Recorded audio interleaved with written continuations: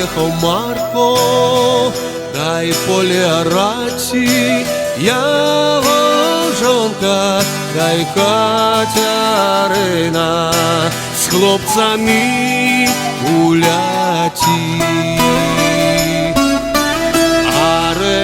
Аре Марко, на шлях поглядає, усе жовті, та й ради несуть, а малой немає.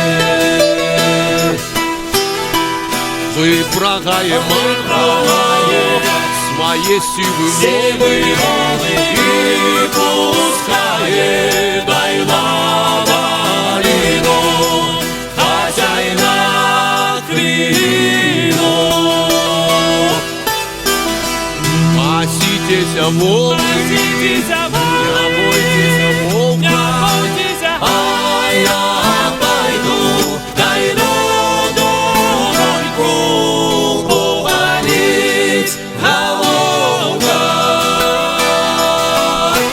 Ой, прийшов Жан-Марко, дай до своїх хатин. Сядять діти, дай ляжать гроші, на тягнини.